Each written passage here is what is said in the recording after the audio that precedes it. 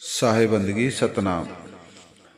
संध्या पाठ में एक शब्द आता है जहाँ पे एक लाइन है बहुत अच्छी। गुण अवगुण अपराध समाकर अपना पतित विसारिए, ये बिनती धर्मदास जन की सदगुरु अब की मानिए। गुण अवगुण, ये कबीर साहब ने बहुत अच्छे अवस्था बताई है कि चाहे गुण के साथ रहें चाहे अवगुण के साथ रहें, दोनों ही हमारे लिए नुकसानदायक हैं। गुण अवगुण दोनों ही अपराध हैं। दोनों अपराध कैसे? संसार के लोग गुणों के आधार पर संसार चलता है और गुण के आधार से ही इंसान की पहचान होती है, और गुण होगा तभी उससे अपराध भी होगा। बिन गुण भगत ना होए और बिन गुण भक्ति भी ना होए।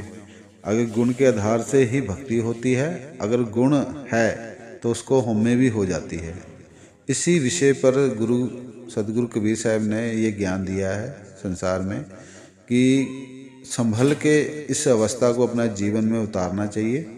करना हमने गुण के आधार पर ही जीवन व्यतीत है, पर उसको अहंकार के साथ तभी नष्ट होगा जब आप गुरु को आगे रख के चलोगे। अगर गुरु के आगे नहीं रख के चलेंगे तो ये अहंकार के रूप में प्रकट ही रहेगा। क्यों प्रकट रहता है? क्योंकि हमारा अहंकार हमारे गुणों को खा जाता है। इसी आधार से ये शब्द संध्या पाठ में आया है, गुण और अवगुण। अवगुण तो है ही है और जो गुण है वो भी अपराध है।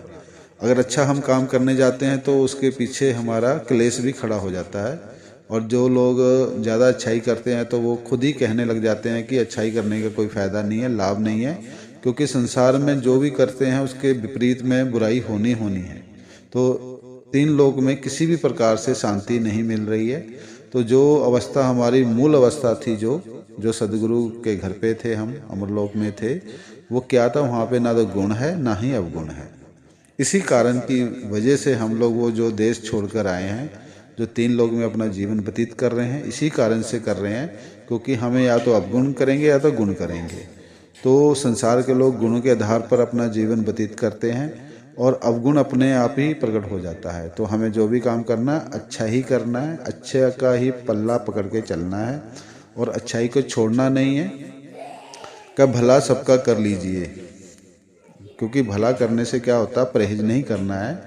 परहेज करने से क्या होता है कि हम जैसे दवाई खाते हैं तो उसका परहेज बताया जाता है, ये काम नहीं करना है, ये हमने दाल नहीं खानी है या दही नहीं खाना है।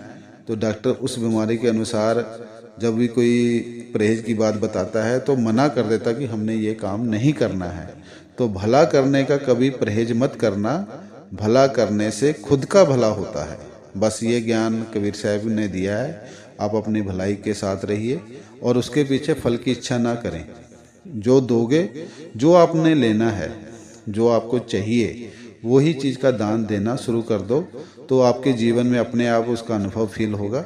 जो हम देते हैं वही लौट के हमें वापस भी मिलता है। और जो घर में जिस चीज़ की कमी है उसी को आप ज़रूरतमंद भूखे को जैसे अन्न दान करते हैं तो वो सबसे सर्वश्रेष्ठ है।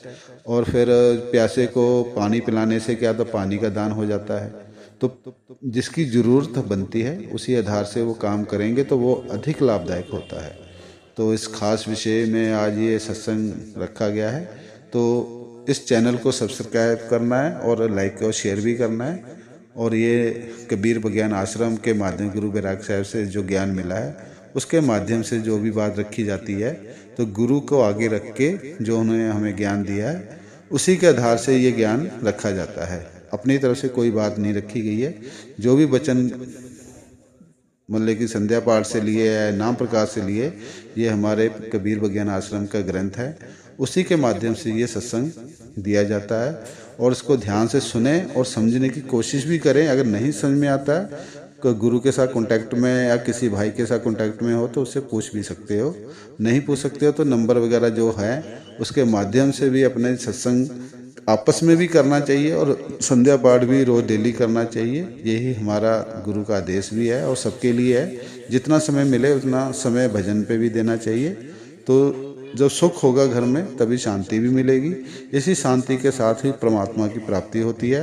न जाने कौन व्यक्ति इस शब्द के साथ जुड़कर उस मालिक की याद में अपनी अवस्था को प्राप्त कर सकता है। जहाँ याद है वहीं मालिक की याद है। साहिब बंदगी सतनाम।